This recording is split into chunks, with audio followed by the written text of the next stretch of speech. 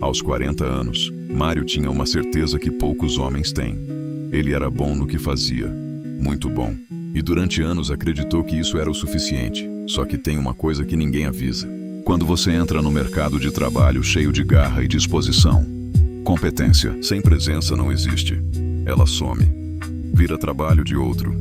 Vira ideia de outro. Vira promoção de outro. E o pior não é perder o crédito. O pior é passar anos sem entender por quê. O que aconteceu com Mário vai te fazer olhar para o seu próprio comportamento de um jeito diferente. E talvez seja exatamente isso que você precisava ouvir hoje. Mário tinha 40 anos e 12 de empresa. 12 anos no mesmo lugar. Não por acomodação. Pelo menos não era assim que ele via. Era porque conhecia cada processo, cada falha, cada atalho daquele sistema melhor do que qualquer um. Quando algo travava, ligavam para Mário. Quando um cliente reclamava na hora errada, mandavam o Mário. Quando a diretoria precisava de um número confiável em 48 horas, era ele que ficava até tarde entregando. E ele entregava, sempre. O problema é que isso nunca foi suficiente para avançar. 3 promoções passaram por ele nos últimos 4 anos. A última foi para um rapaz de 31 anos que estava na empresa há 18 meses. Mário soube pela intranet, numa sexta à tarde, enquanto tomava café sozinho na copa. Ficou olhando para a tela por um instante, não disse nada, lavou o copo, voltou para a mesa. Era assim que ele funcionava. Engolia, processava, seguia em frente. O que ele não sabia é que esse padrão estava destruindo a carreira dele em câmera lenta. Até que uma consultora externa chegou. Ela não era do tipo que fica 3 semanas observando antes de abrir a boca. Entrevistou cada pessoa do time em menos de uma semana e já tinha o diagnóstico do departamento inteiro. Quando chegou a vez de Mário, ele entrou esperando um papo de RH. Ela olhou para ele e disse: "Você é o maior ativo desse time. E ninguém sabe disso. Nem a diretoria, nem seus colegas. Talvez nem você mesmo, no fundo." Mário quis responder que trabalhava mais que todo mundo, que os resultados eram dele, que qualquer um que olhasse os números ia enxergar isso. Ela antecipou: "Número não tem nome, Mário. Você entrega, resolve e some. Problema invisível. Solução invisível. Aí aparece alguém que fala alto numa reunião e leva o crédito do que você passou semanas construindo. Você acha que o mundo é injusto, mas o mundo só responde ao que você mostra." Silêncio. Não era raiva, era pior. Era reconhecimento. Porque no fundo ele sabia. Sabia que tinha horror de parecer arrogante. Sabia que cresceu acreditando que trabalho duro fala por si só, que abaixar a cabeça e entregar era o caminho honesto. E que os outros, os que falavam mais alto, eram os oportunistas. Só que os oportunistas estavam nas cadeiras que ele queria. Naquela noite, Mário não dormiu bem. Ficou repassando os últimos 12 anos. Quantas ideias mandadas por e-mail, sem nunca levantar para apresentar na reunião. Quantas soluções implementadas, sem assinar. Quantas vezes deixou um colega apresentar um trabalho que era metade dele, só para não parecer que estava disputando espaço.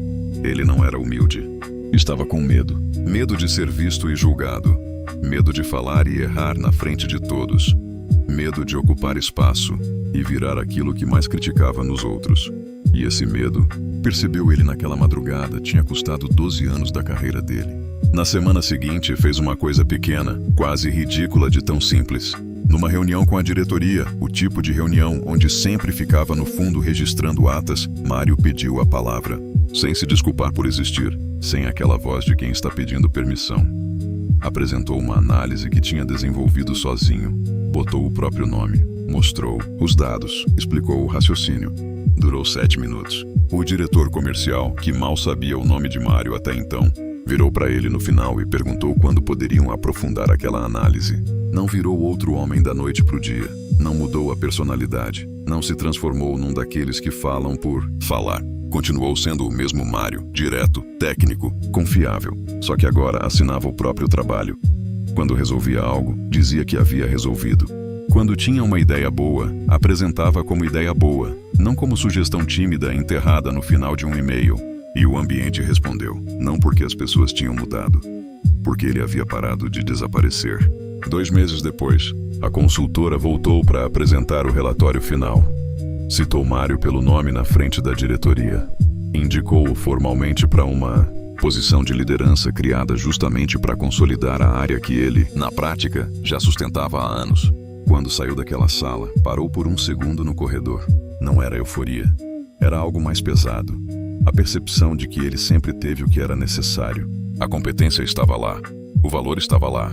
O que faltava era simples e devastador ao mesmo tempo. Coragem de ocupar o espaço que já era dele. Mário não perdeu 12 anos por falta de talento. Perdeu por acreditar que talento sozinho bastava. Quantas pessoas você conhece que vivem exatamente isso? Entregando sem assinar. Resolvendo sem aparecer. Esperando que alguém perceba o valor delas sem precisar dizer nada. Napoleon Hill disse que aquilo em que você pensa, você se torna. Mário pensava que era invisível. E foi, por 12 anos.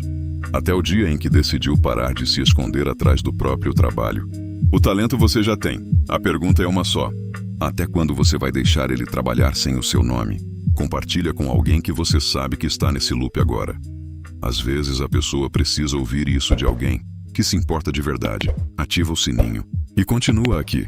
Ainda tem muita coisa pela frente.